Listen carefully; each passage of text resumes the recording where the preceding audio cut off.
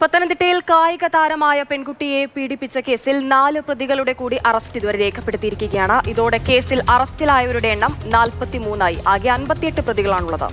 സംസ്ഥാനത്ത് ഇന്നുവരെ രജിസ്റ്റർ ചെയ്യപ്പെട്ടതിൽ ഏറ്റവും കൂടുതൽ പ്രതികൾ ഉൾപ്പെട്ട പോക്സോ കേസ് കൂടിയാണിത്. ശ്രീ കെ അഭിലാൽ നമുക്കൊപ്പം വിവരങ്ങളുമായി ചേരുന്നുണ്ട്. അഭിലാൽ, മൊത്തം എത്ര പ്രതികളുണ്ട്? ഇതിൽ എത്ര പേരെ പിടികൂടാൻ കഴിഞ്ഞു?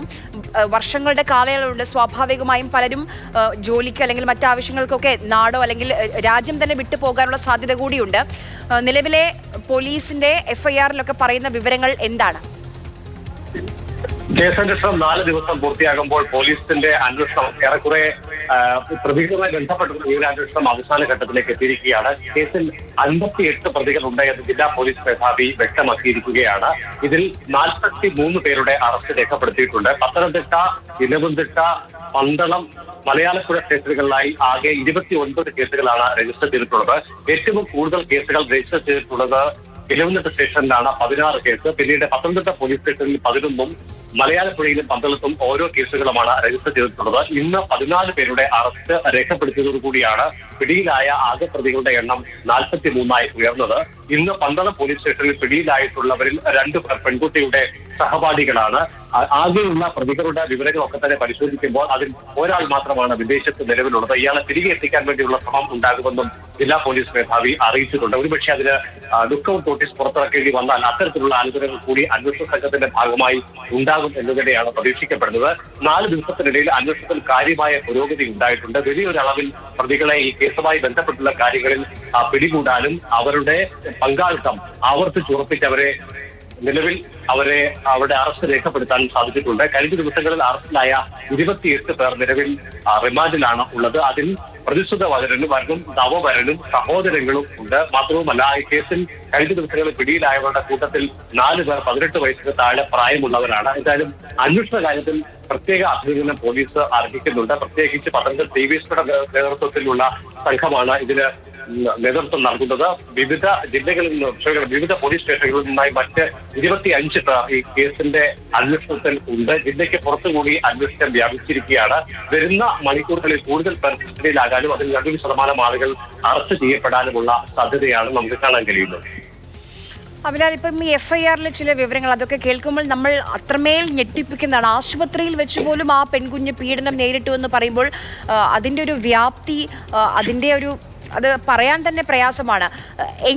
എങ്ങനെയാണ് ഇത്രയധികം ആളുകൾ ഈ ഒരു പെൺകുട്ടിയെ ഇങ്ങനെ ചൂഷണം ചെയ്തത് അഭിലാൽ?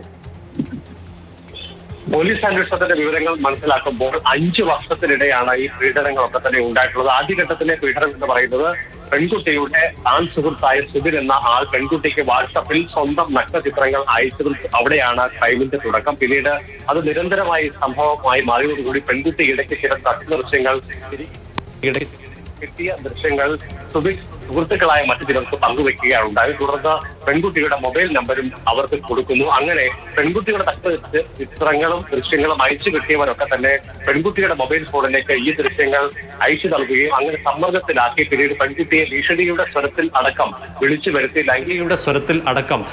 വരുത്തി ലൈംഗിക താല്പര്യത്തിന് വിനിയോഗിച്ചു എന്നുള്ളതാണ് നമുക്ക് മനസ്സിലാക്കാൻ സാധിച്ചിട്ടുള്ളത്. ആദ്യത്തെ കൂട്ടബലാത്സംഗം നടന്നതും ഈ സുഹൃത്ത് വലയത്തിനുള്ളിൽ നിന്നുകൊണ്ടാണ്.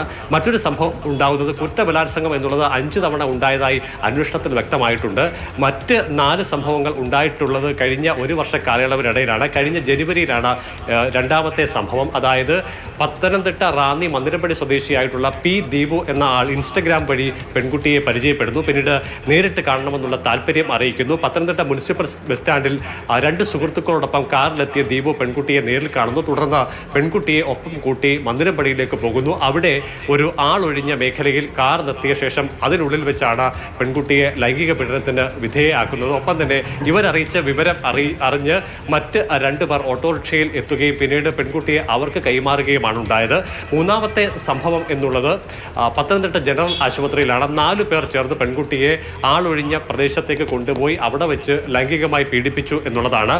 മറ്റൊരു സംഭവം ഏറ്റവും ഒടുവിലായി സംഭവിച്ചത് കഴിഞ്ഞ ജൂലൈ മാസത്തിലാണ്. പത്തനംതിട്ട പ്രക്കാനം തോട്ടുപുറത്തെ ഒരു അടച്ചിട്ട കെട്ടിടത്തിന് സമീപം കാർ പാർക്ക് ചെയ്ത ശേഷം 2 പേർ ചേർന്ന് പെൺകുട്ടിയെ ദുരുപയോഗം ചെയ്തു എന്നുള്ളതാണ്. പത്തനംതിട്ട പ്രൈവറ്റ് ബസ് സ്റ്റാൻഡിൽ നിന്നും കാറിൽ പെൺകുട്ടിയെ കയറ്റിക്കൊണ്ട് പോവുകയും പിന്നീട് ഇത്തരത്തിലുള്ള പ്രവർത്തികൾക്ക് വിധേയമാക്കുകയും ചെയ്ത ശേഷം വീടിന് സമീപം പെൺകുട്ടിയെ ഇറക്കി വിടുകയും ഉണ്ടായ. ചുരുക്കത്തിൽ അന്വേഷണത്തിന്റെ വിശദാംശങ്ങൾ പുറത്തു വരുമ്പോൾ പ്രതികൾ കൂട്ടമായും അതോടൊപ്പം തന്നെ ഒറ്റയ്ക്കും പെൺകുട്ടിയെ ലൈംഗികമായ താല്പര്യത്തിന് വിധേയമാക്കി എന്നുള്ളതാണ്.